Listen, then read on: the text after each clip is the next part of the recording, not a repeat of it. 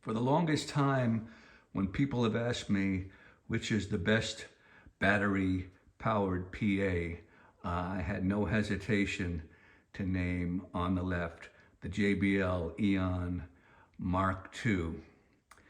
But there's a new kid on the block, new challenger, and that is the Everse 12. So that's what this video is all about. Let's see how they're similar, how they're different. So let me turn the JBL around. Obviously, the size is pretty similar. JBL is a little larger, but size-wise, I don't think that would be a huge factor as far as fitting in your car. So this is the rear of the JBL EON Mark II, and it has this unique feature that all the column pieces, 3 pieces, you have your top drivers, 8 drivers, then you have a spacer, and on the bottom you have your battery unit. They all nestle into the base unit or the subwoofer unit, and it locks in. So it all packs into a tidy package, which is really nice. You won't lose your columns. All you need is some kind of case. It doesn't come with a case. On the other hand, the Everse 12, you would have to buy separately a decent heavy-duty stand to get that speaker up in the air. But on the other hand, the Everse 12 can be used in the monitor position, and obviously a column array cannot do that. There's always going to be someone who is going to make the comment, you know, this comparison is apples to oranges. How can you compare a column array to point source? Well, you know, I'm just going to give the plus and minuses of both systems, and I'll let you, the buyer, decide. And as far as listening test, if you're waiting for that, that's going to have to be on another part 2, because I don't want this video to get too long. And to tell you the truth, I have never A/B'd them. I just got the Everse 12 a couple of months ago. Had the JBL for a while now. So I have never A/B'd them comparison as far as sound quality. So that will be a upcoming video. So here we got them all set up. A plus for the JBL column is it's super fast. I didn't time it, but setting this column up is 1, 2, 3, snap, snap, snap. It's like Legos. The 3 pieces come out of the base, and you're done. There's no wires. Obviously, both speakers are battery operated, so there's no cables involved. There is no mixer. Mixer is built into both units. Both systems have an app. We'll talk about that a little later. Obviously, the EV is a little tougher to hoist up onto a speaker stand, so you do need a certain amount of strength compared to the JBL, and we'll talk about the weight in a little while. So let's talk about similarities and differences. First difference is price. EV is $1,000. And then you have to buy the stand, a decent stand. Like I said, this stand I believe was $50, but that was a while ago. Probably to get a nice beefy stand like this one, you might have to pay a little more. So figure that in. But the JBL EON Mark II is $1,300. So $300 more. So let's keep that in mind. So at the end, you can make a decision if it's worth the $300 more. So inputs. JBL has 4 instrument inputs plus 1 Bluetooth, so they're advertising it as 5. And the Everse 12, which is, some people were disappointed from the upgrade from the Everse 8, it still only has 2 inputs and a Bluetooth channel. I mentioned the app. I want to mention right off the bat that a lot of people read some really bad reviews about the JBL EON Mark II when it came out, and they were justified because the app was very glitchy, and a lot of people returned it because of the app. There's been a number of firmware updates, and at this point, I could sign off and say the app is good. It is good at this point, and they continue to update the app, so I don't think that's a factor anymore. But on the other hand, the EV app, if you've watched my other videos, I've always said that the EV app is the best in the business, and I still believe that. It's just so clear and easy to use. So +1 in the EV column when you're comparing the apps. +1 in the column, EV column, when you're talking about price. I mentioned weight in the beginning. Both speakers are not light. On the acoustic guitar forum, both speakers are not getting much traction because of the heavy weight, not made for busking. It'd be pretty difficult. Anyway, the Everse 12 is 31 pounds.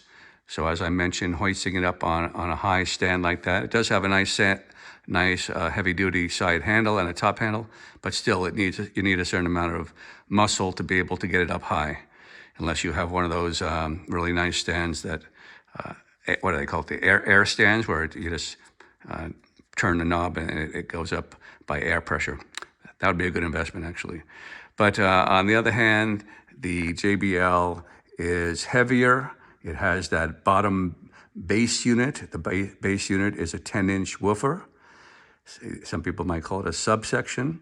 The Everse 12 is a 12-inch woofer.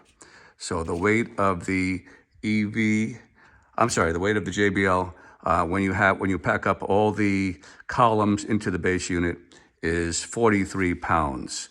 So again, that's a turnoff to many people, claiming that it's just too heavy. My workaround is I carry the columns separately.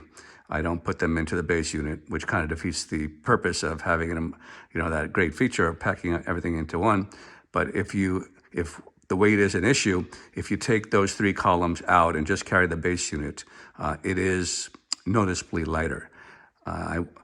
Maybe someone can chime in and write in the comments what exactly is the weight of just the bass unit. I couldn't find it on the web, Specs alone. But those 3 pieces, I'm estimating 10 pounds. So you have 43 pounds minus 10. So the weight is kind of comparable to the Everse 12, but both units kind of heavy. Let's talk about bass response. I've always been very impressed with the JBL EON Mark II as far as the bass. It is a plastic box, so it's not going to have quite the low end or the tone of a wooden box. I'm thinking of the EV 30. That's a wooden box, but this is plastic. So the JBL has a 10-inch woofer, as I mentioned. The Everse 12 has a 12-inch woofer, and I've been very impressed with the bass response of the Everse 12. It is not the bass response of a dedicated subwoofer. You need to get that kind of performance, you need a dedicated subwoofer, something like the Bose Sub 1, or I mentioned the EV ELX 200-12. That's really next level performance. But I'm very happy with the Everse 12. The bass response, the mid-range is nice and thick mid-range compared to other tops that I have, QSE or RCF. Those are usually kind of lean sounding, brighter sounding, where this 12-inch woofer really adds some nice full range sound. On the other hand, the JBL, that 10-inch subsection where it sits on the floor, that gives you some extra bass response. To me, that the JBL has had the best bass response of any battery speaker. But as I told you in the beginning, I have not A/B'd these, so that's something I really want to listen to, which has better bass response. Spec-wise, the JBL does win. The Everse 12 goes down to 55 Hz, and the JBL goes down to 45 Hz. Just in comparison, as a something to compare it to, and that is a dedicated subwoofer like the Bose Sub 1 or the EV Sub, they go down to 40.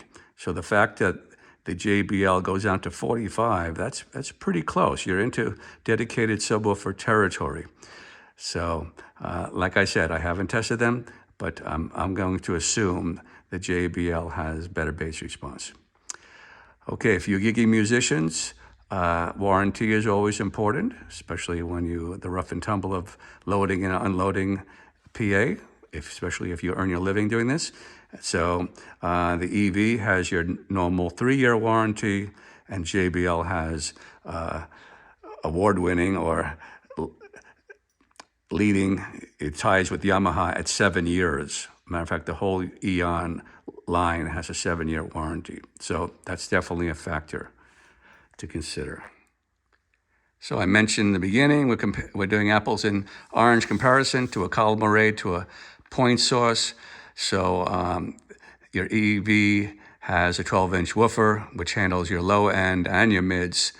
And then it has a compression driver for your high end, where the JBL has 8 small drivers. I believe they're 2-inch drivers to handle the high end, and then you have the 10-inch on the bottom. So some people might notice, if they have good ears, that there's a disconnect between the highs and the lows, with maybe some mid-ranges missing. Again, that's something to listen to when I do my A-B comparison. Gigging musicians often ask me on my channel about battery life. I'm not a gigging musician, so I don't do any long-term tests. I usually just play for a couple of hours and then recharge. I always have it at 100% when I'm ready to play. But it's going by specs alone.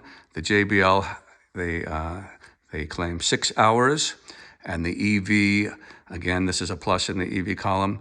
They claim 6 hours at maximum volume, but at moderate volume, which I don't know what they mean by moderate. They don't give an actual dB figure. They say 12 hours. So that's definitely interesting. But the JBL does have something that's interesting, and they sell a separate battery that you can have charged, and you can just hot swap it really quickly. It's kind of pricey. I believe it's like $250 to get a second battery for the JBL EON Mark II. The EV also, you can buy a separate battery. I know it's a lot cheaper, but you just can't swap it out quite as fast. There's a thumb, you have to loosen it, but there's a thumb release, and you have to slide it out. It'll be twice as long to get it in and out. So that's a plus in the JBL column if you're willing to spend the extra money for the extra battery. One of the big advantages of a column array compared to your normal point source speaker is they usually or always have a larger dispersion. Dispersion means how much of an audience, measured audience, left and right of the speaker it will cover. So, for example, the top speaker out there, and they're famous for this, is Bose, and their column arrays cover 180 degrees. So that's a huge space for one speaker to handle. It's really a big plus, and many people will buy a column array because they need that huge dispersion. They don't want to carry 2 speakers. They want one speaker to do as much as possible. So EV is more of your normal top point source, and it's 100 degrees, which is good. I'm thinking of my QSE K8.2, I believe it's 90 degrees, so this is 100. But a big plus in the JBL column is 140 degrees. Not quite as good as your Bose, your industry leader, but quite a bit, noticeably better than the EV will be. 140 degrees compared to 100. And the last major difference, this will be a plus in the EV column, and this is a deciding factor for many people, and that is max dB or decibels, how loud the speakers go. I'm not going to give you wattage figures because some of these manufacturers make these bold claims of 1,500, 2,000 watts, but what you really want to look at is how loud the speaker can be in decibels. So the Everse 12 is the industry leader right now. It's the loudest Bluetooth speaker out there. and I've tested it, and I can vouch for the spec. It is loud. 126 dB decibels, which is pretty loud. Okay, if you don't need battery, you can go to a smaller speaker and AC only. So example, my QSC K8.2 is 128 dBs, smaller speaker, smaller woofer, and louder. But if you want battery power, the internal battery adds weight, price, and you do have I guess you have a deficit as far as max volume. So going to the JBL. Now this is a weakness of this speaker, and again, many people on the web have knocked it down because of this, and that is early clipping, early clip light when you're trying to push it to maximum. Now, JBL Tech will say, with the clip light, you can still push it further. You're not going to damage the speaker any. But personally, when I see red light on a channel, I kind of get nervous because it's an expensive investment. So I'll kind of turn it down. So the JBL, the max dB spec is 119 compared to 126 dB. That is considerable. And again, JBL will say if you plug it into AC, you'll get plus 4 dB. But I really don't even want to mention that because if people are buying these type of speakers, they're looking for a battery operated speaker, right? So they're not going to, I don't think they're really going to be looking for max volume plugging it in. But that's something to consider.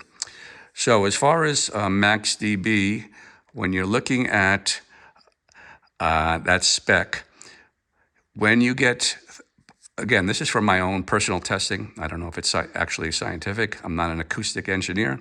But when you get 3 dB more, that's usually about the loudness you're going to gain by adding a second speaker. So for example, I have an S1 Pro. The spec is 103. If I add a second S1 Pro, you can probably get about 106 dB, plus 3 dBs. So when you're comparing 119 to 126, that's a huge difference of max volume. So you're talking, you're going to need at least 2 JBL Mark IIs to equal that Everse 8 if you're looking for max volume. Probably more than 2, but I don't know the exact figure. Again, you would need acoustic instruments to test it, which I don't have. When you get to 10 dB greater, that is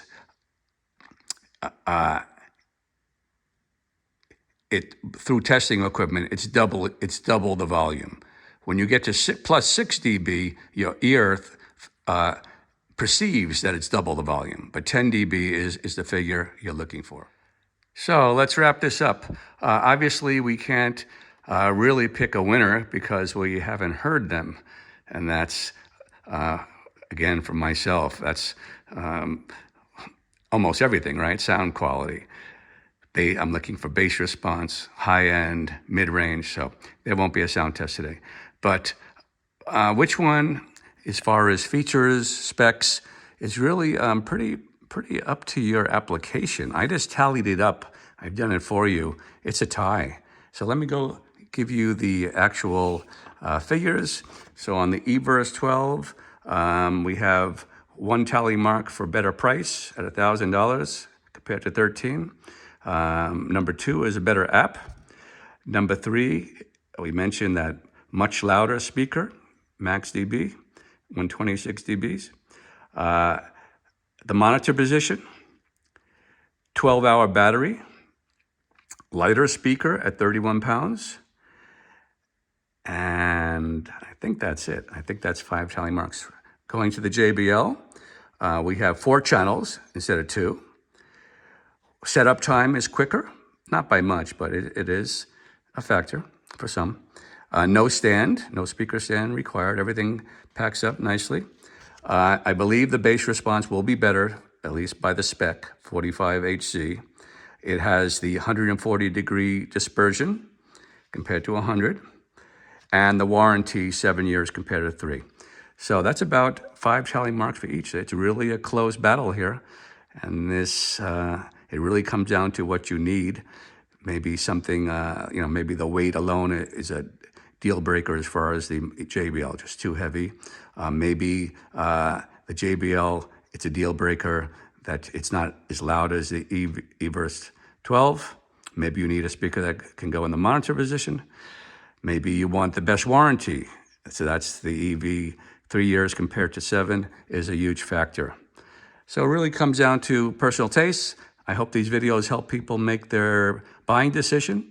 I enjoy when people give me feedback and tell me that the video helped them make their purchasing decision. I make no money doing these videos as far as affiliation with either company. I'm not sponsored by anybody, so I try to give the whole truth and nothing but the truth. Okay, hope you enjoyed this video. You might put on the comments down below which you think is better. But as far as myself, I'm not going to tell anybody which is the best battery-powered speaker right now until I do an A/B sound test. So stay tuned. That will be in the future. This is Bill. Hope you enjoyed.